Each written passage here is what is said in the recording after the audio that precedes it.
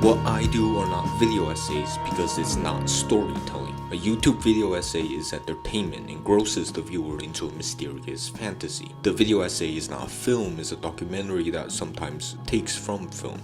It's not an academic work, it's a fiction with academic work put into it. The YouTube video essay is distinct in this medium. It is born in an algorithm that's designed to earn the most profit, a culture, clickbait, viewer attention span, sponsors, etc. etc. And in this YouTube culture, the documentary format expands into the informal space proper. Every man is their own film director, as they say. Within this world of the video essay, a philosopher might ask, how might analytical philosophy invade this space? Analytical philosophy, that is, the combination of the big questions of life with the concrete analysis of societal systems. That is what Marxism is to me, and yet I only see the separation of the concrete from the abstract. One of the things that Derrida chastised the structuralists for, moving away from philosophy proper. What does philosophy proper do?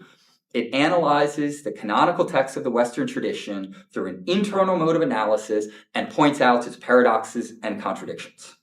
The structuralists, though, were engaging in material history and in economics and in all of these scary things that were diluting the purity of the philosophic enterprise. And so Derrida in particular, but some of the other post-structuralists as well, I think historically need to be read in terms of a philosophic call of a return to order. And they actually remain very conservative in their theoretical practices, in spite of the rhetorical gestures to the contrary.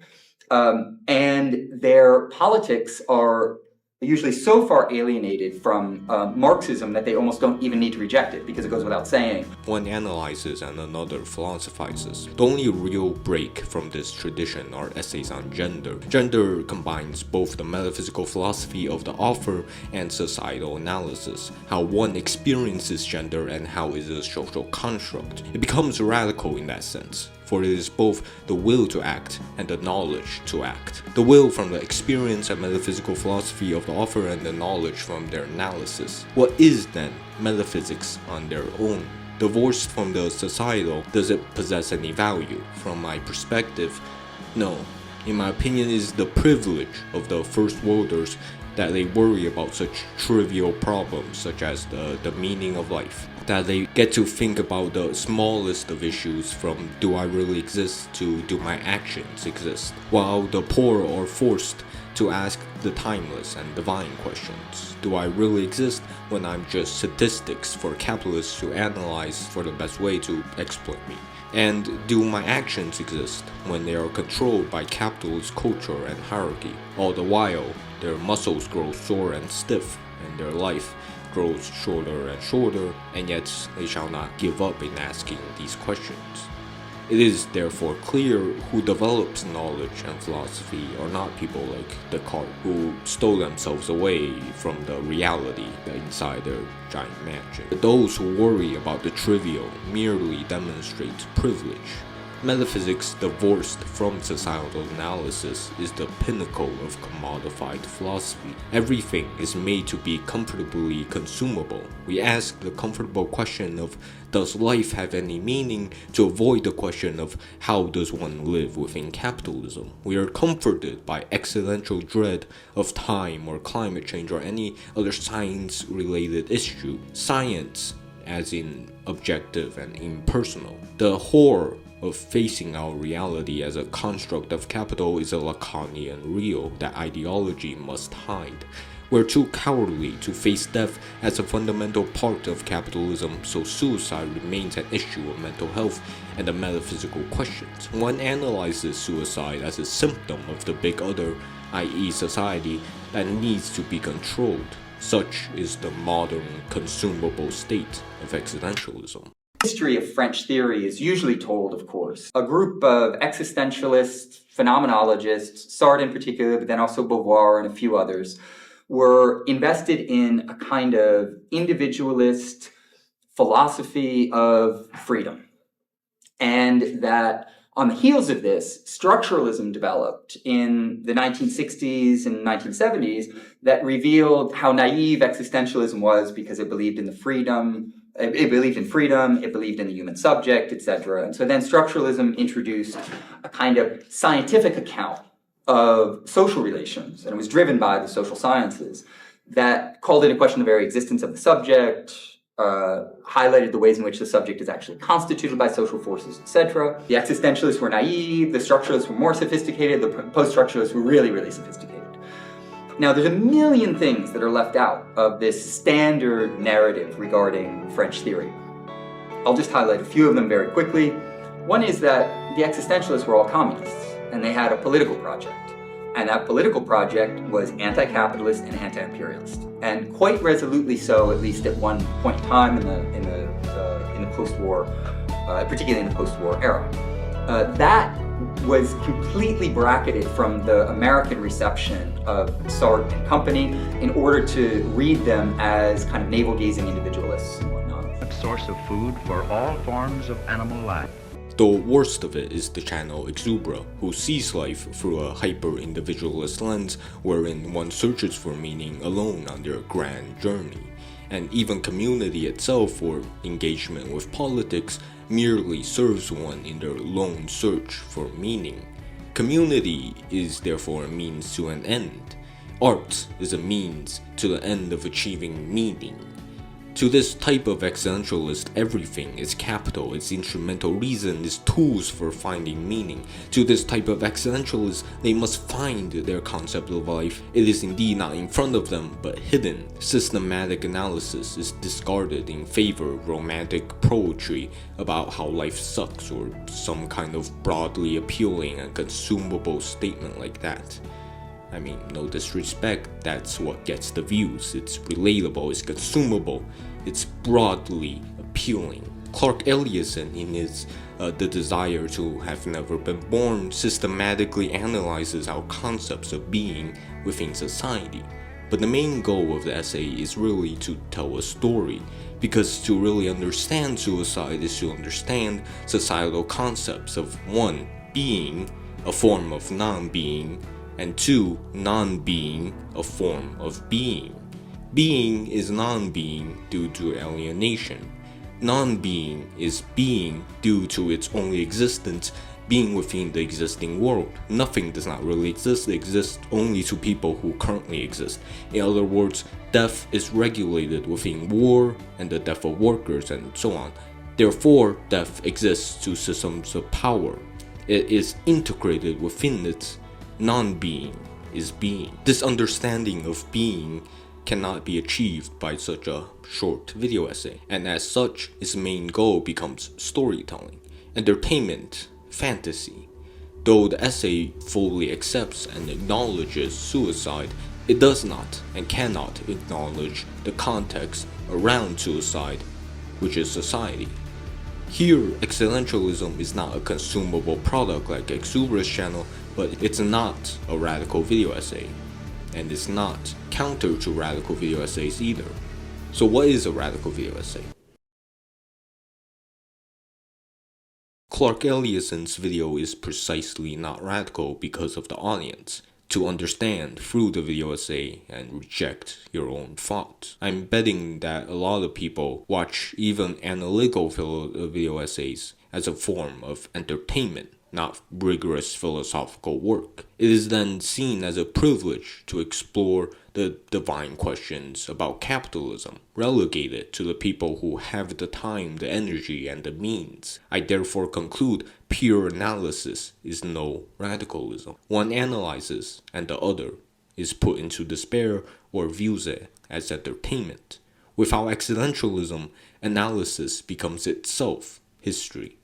As Anti-Oedipus recognizes, Marx must meet Nietzsche. Channels like Alexander Villa or PhilosophyTube attempt to be academic and therefore objective, informative, and all of it topped with a call to action. And in my opinion, they're more analytical than philosophical. They're closer to channels like Second Thoughts or a lesser known channel, Then and Now, or even Bad Banada, which is a purely informative, pragmatic channel. Now, don't get me wrong, these channels are extremely important. Finnish Bolshevik, Freda, actual historian, are way more important than the so-called existentialist, but only if the audience is willing to do the existentialism part after watching their videos. When all you hear all day is how shit the world is, radicalism does not consist in knowing more about how shit it is.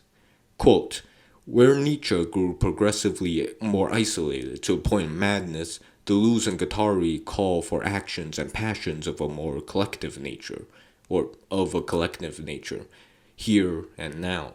Madness is a radical break from power in the form of a disconnection. Anti-Oedipus wants you to think schizophrenically in order to fight capital, but I'm not as ambitious. Merely being able to cope with capital is enough for me. This is what I aim to do in my magnum opus, but such a work, however, must wither. No amount of self and perception of self, no amount of desire and gaze put into an artwork can give it vitality. For the self is nothing, and therefore its art is nothing. It is radical not because it seeks to become something that is popular, but because it dissolves itself and annihilates the ego. YouTube is not a social platform. Its main products are artificial algorithms, not the content posted on it. It is a platform hosting content. Its service is the platform. Therefore, to aim to go viral is to be a capitalist, because this is not a tool to spread ideas, it's not a social space. And so if such an artwork goes through this medium, and if it is without real world connection to solidify itself, it must then necessarily wither away. Art must be social in the real sense. A radical video essay is not one that gets the most attention, even if it advocates Marxism. It is radical when it's correctly used in political action, that is community connection, which is a machine that produces desire. Before I end off, I want to observe something interesting. The face of civility, the non-radicalism of living the everyday. I don't quite mean. What I mean is the fact that people don't engage in politics in everyday conversation. A documentary on the Board's Society of the Spectacle demonstrates what I mean perfectly. En fait, ce livre est très étrange parce que ce livre, en fait, il en dit long sur une pathologie. Parce qu'il nous parle du spectacle comme s'il n'y avait pas eu d'histoire. Il y a l'histoire. Napoléon. Alors il satanise le spectacle qui serait censé... il satanise le spectacle qui serait censé tout falsifier, qui serait censé régner tout seul. Il nous explique... Attends, je suis en train de... Mais non, j'ai parce lu le qu'il nous livre raconte un autre livre, là. C'est le livre que j'ai lu. Je veux dire, je peux prendre des extraits. Obviously, it's supposed to be a caricature of people who misinterpret the board, but I view it as the real political discourse of the everyday. In-depth analysis is confined to the book or lecture, much like how people view the video essay.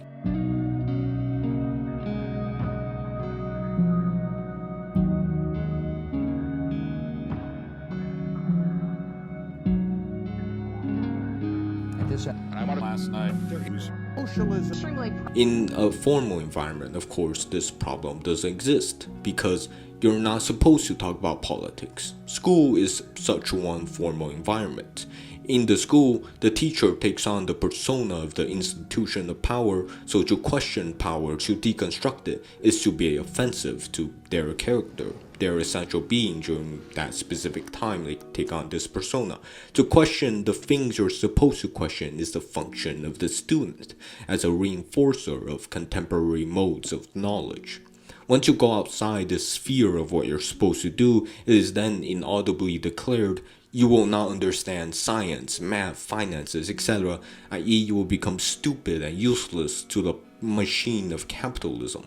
It is for your own good that we keep your mind contained. This is the face of civility, the formal fantasy of politeness and passivity, where to deconstruct is not only unusual but blasphemous and self-destructive, i.e. you won't get a job if you criticize unethical company practices. And because it is self-destructive, enlightenment then declares subversion is irrational. The video essay is also part of that mundanity, part of the inaudible voice of subversion. It is relegated to the private, which is also the online. For a video essay to be radical, it must wither. Its desires must wither. Liberation within the formal environment can only then manifest, going beyond entertainment and the mundane. The rational schizophrenic students would do a coup d'etat of the campus and turn its environment into an informal, revolutionary one. This was seen in France, this was seen in America during Vietnam, this is seen during the Israeli genocide. Sorry to the third world countries, but you're not rich enough to be mentioned. It's meant to be part of my essay, not an introduction, preface, or offshoot of it. Like my other videos, it's part of it. This is also profound. Today about a 10-year-old girl with Down syndrome who was taken from her mother and put in a cage. I read about did you say want?